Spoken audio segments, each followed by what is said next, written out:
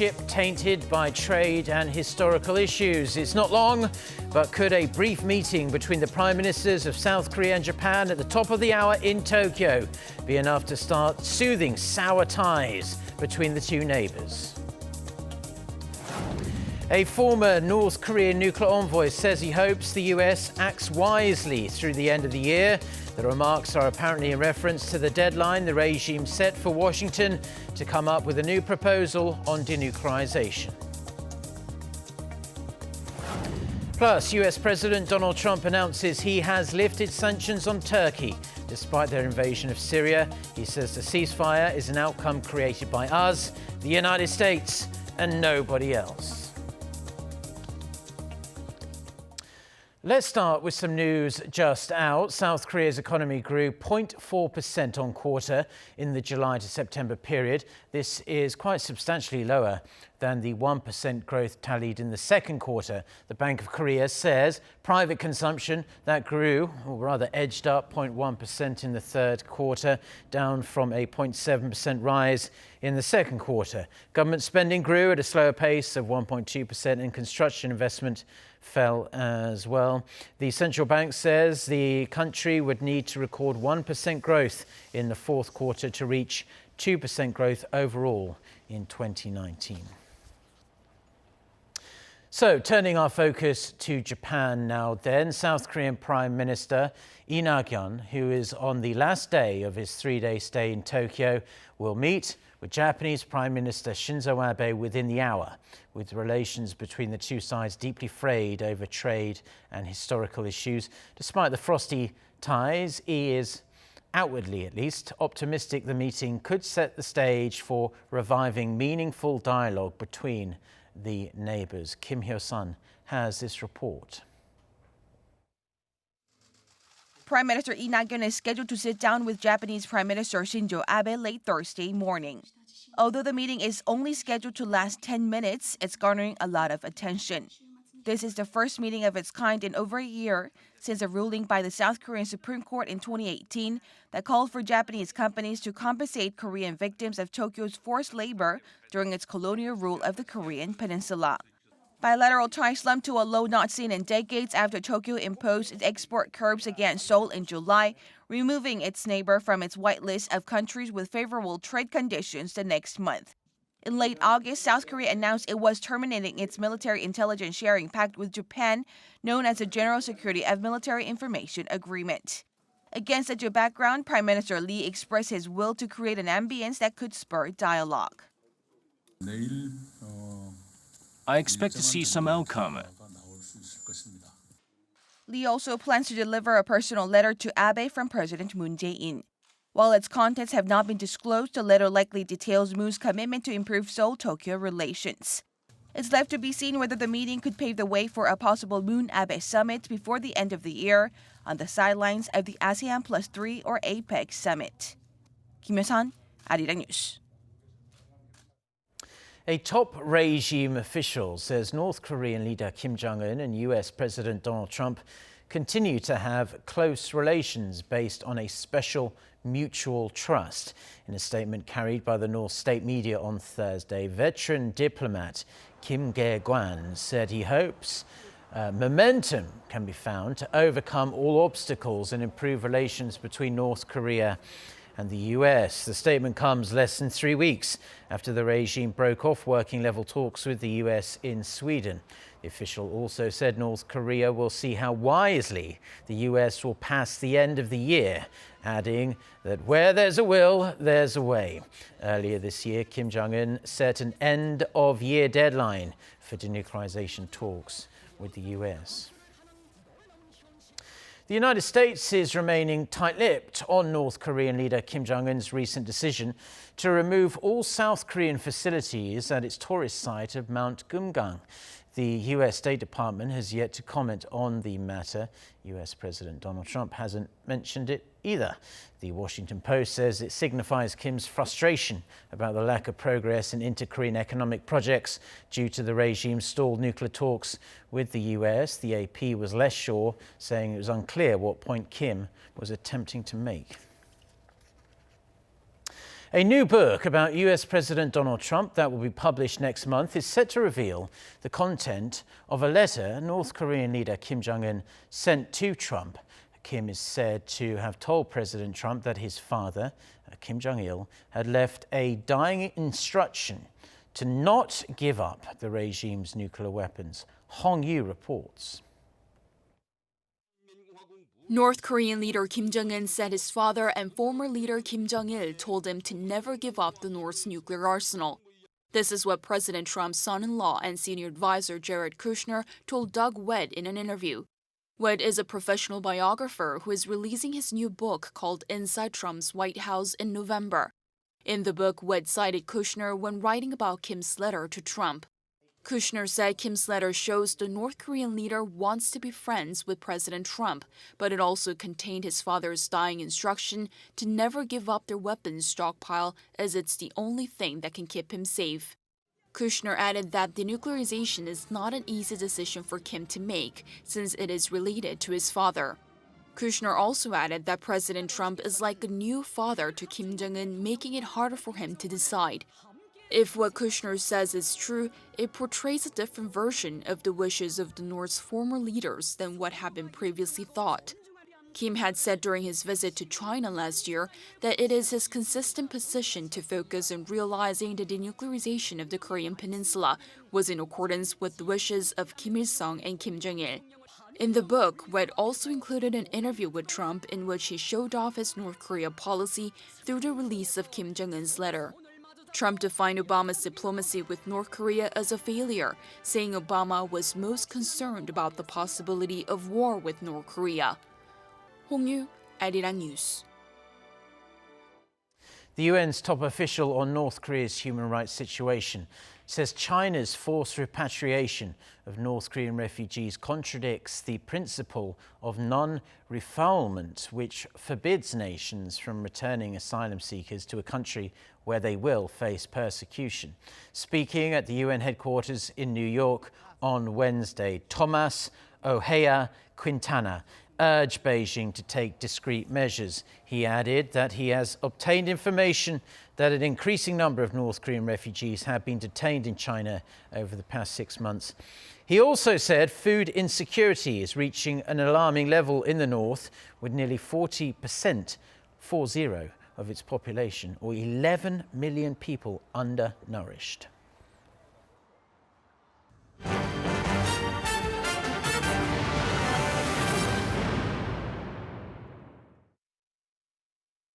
The United States says it strongly supports South Korea's concerns over the recent intrusion of Russian military aircraft into the Korean Air Defense Identification Zone, calling it a provocative action. According to the State Department, Washington is working closely with Seoul on Tuesday's incident when 6 Russian military aircraft illegally entered the so-called KADIZ.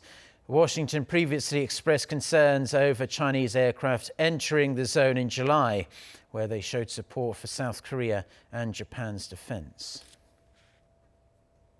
US President Donald Trump has lifted the sanctions he imposed on Turkey last week over its offensive against Kurdish fighters in northern Syria. This came after Russia agreed with Turkey to deploy troops to extend a ceasefire along a part of the Turkey-Syria border. Isung Jae with more.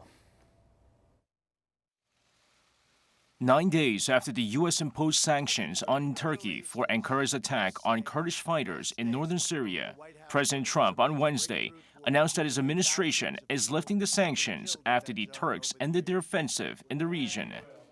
Early this morning, the government of Turkey informed my administration that they would be stopping combat and their offensive in Syria and making the ceasefire permanent, and it will indeed be permanent.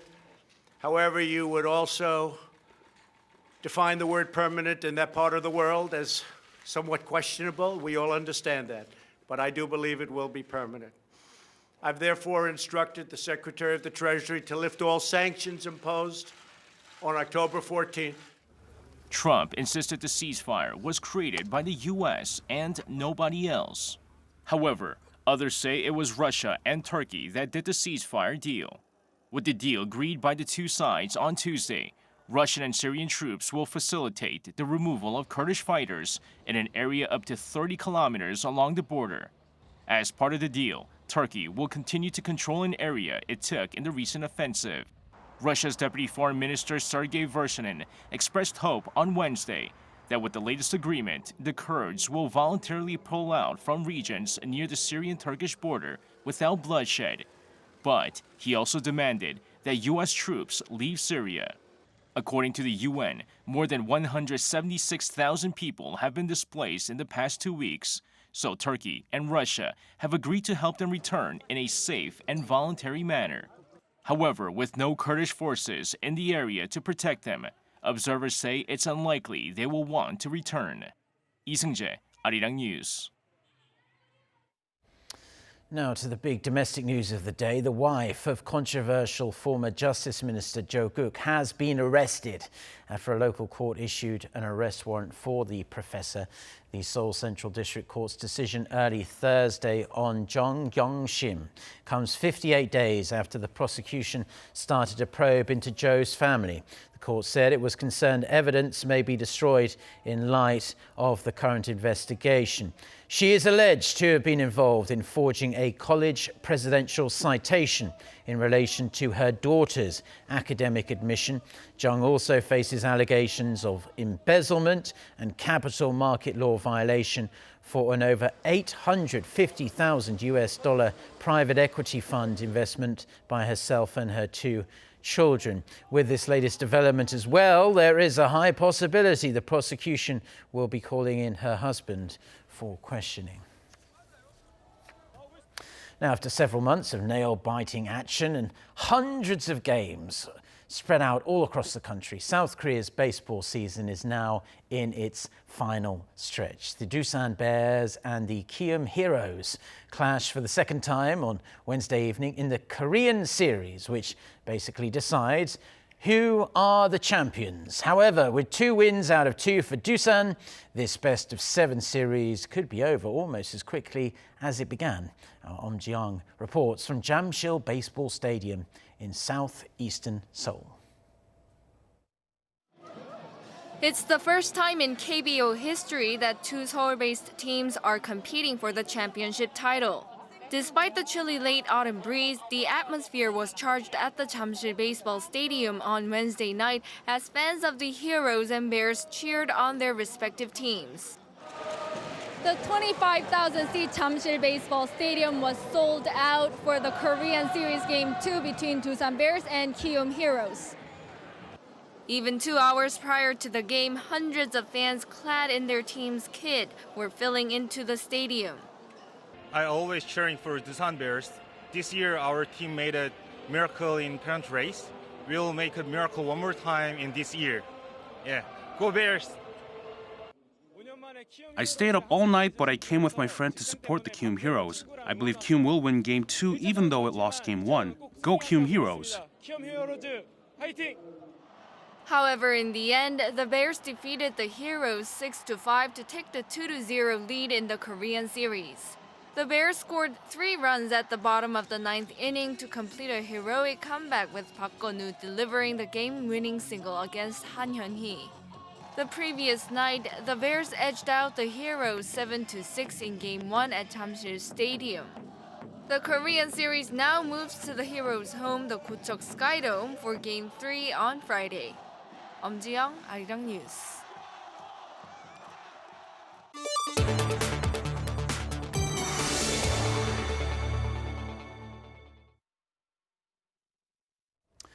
Now we start our world news with some truly gruesome news out of the United Kingdom.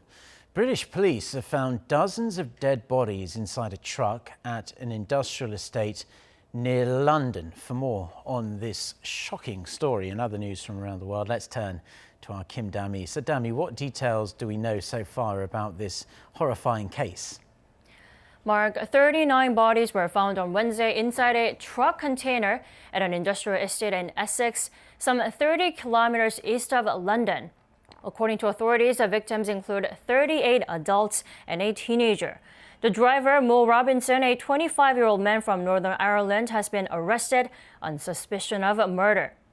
Police said the trailer had traveled from Belgium to Verfleet in the UK early Wednesday morning local time when ambulance services notified police about the grim discovery. Appalled by the incident, British Prime Minister Boris Johnson said the perpetrators should be hunted down and brought to justice.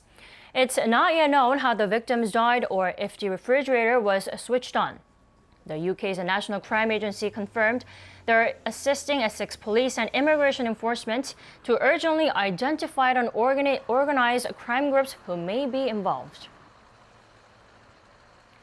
In a rare display of cooperation, Russia on Wednesday landed the world's biggest military aircraft, two 160 Blackjack bombers in South Africa. The two planes flew more than 10,000 kilometers non-stop for over 13 hours, except when pilots had to refuel in the sky mid-journey. Invented between the 70s and 80s, the two 160 Blackjack is a supersonic strategic bomber. Describing the visit to South Africa as a sign of their strategic partnership, Russia's defense ministry said Moscow will use the planes in joint military exercises with South Africa. This came as Russian President Vladimir Putin hosted dozens of African leaders on Wednesday at the first ever Russia-Africa summit. Imagine a machine that only needs 200 seconds, just over 3 minutes, to solve a problem that would take the world's second most powerful computer 10,000 years to figure out. Well, Google claims it's designed such a thing. The tech giant said on Wednesday that it's achieved a breakthrough in computer research called quantum supremacy. While traditional computing relies on bits, or ones and zeros, quantum computing uses quantum bits, or qubit can be both 1 and 0 at the same time. However, Google's main quantum computing rival, IBM, is questioning Google's claim, saying a regular supercomputer with additional disk storage could solve such problems within 2.5 days with greater accuracy.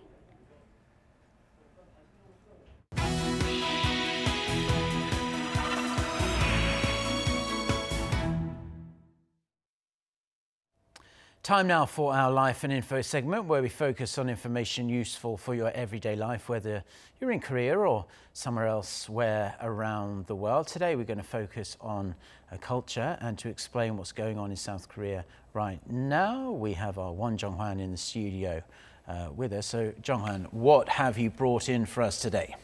Hi, Mark. This coming Sunday, it marks 100th anniversary of the Korean cinema, meaning exactly 100 years ago, the country screened its first Korean-made movie. Okay.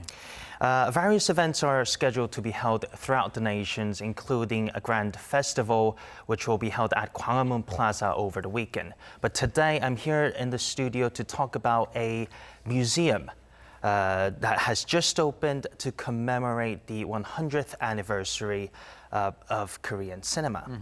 The museum is called the Dansongsa Cinema History Hall, and the place was used to be the country's hottest cinema back in the days. Just to tell you briefly about the place itself, in 1907, Dansongsa opened as Korea's first motion picture house. A couple of years later, Dansongsa hosted the premiere of Korea's first movie called Fight for Justice on October 27, 1919, exactly 100 years ago. And that is how the Korean Film Day has born.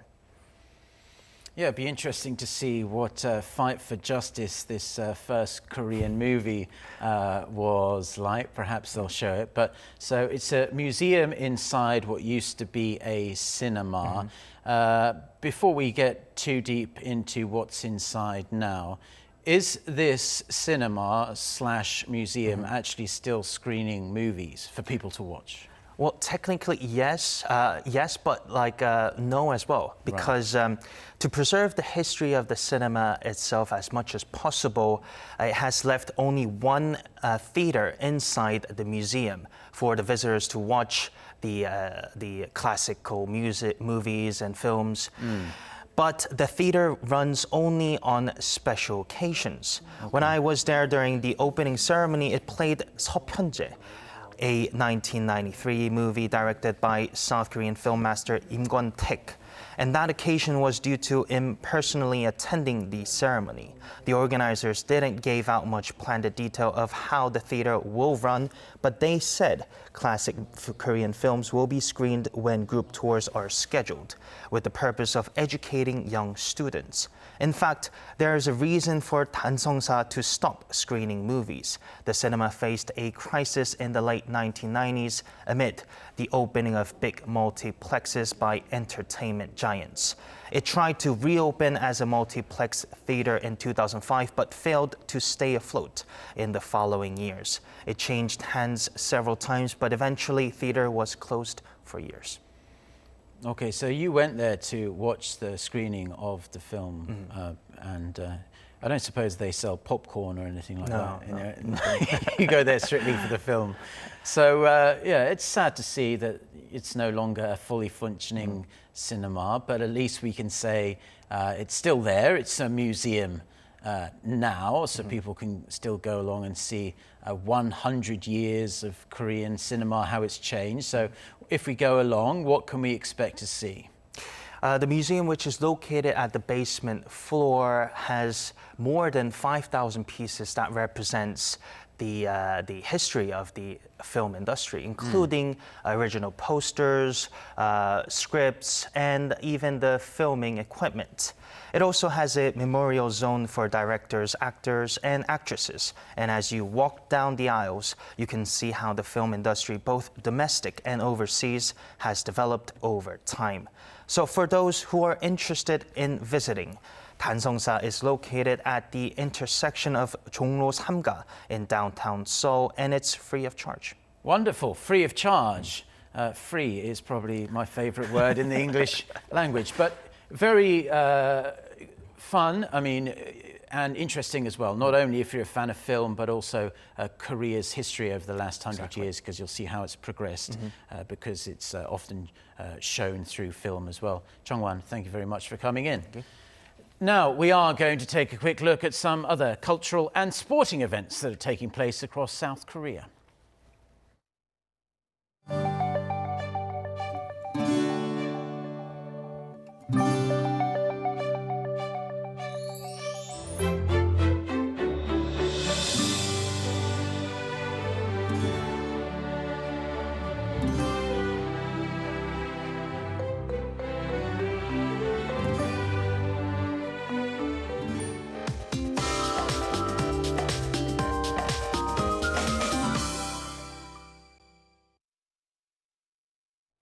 Good morning. Korea's East Coast, Jeju and Gyeongsang provinces are seeing showers again today. The East Coast and Jeju will see 20 to 60 millimeters of rainfall until this afternoon, while the Gyeongsang regions will see showers until tomorrow morning. Today is Sangang, meaning the frost season, and it marks the end of autumn according to the seasonal indicator. And around this time of the year, autumn colors are in full swing. Temperatures will continue to be milder than seasonal averages for the day, while cooler weather conditions will finally arrive by the weekend. Daily highs will be in the low 20s in most parts of the country, and that's 3 to 5 degrees higher than the season norms. And Seoul and Gwangju will hit 23 degrees Celsius this afternoon, while rain-affected regions will be relatively cooler. Also, we should have clean air today. That's Korea for you, and here's the international weather for viewers around the world.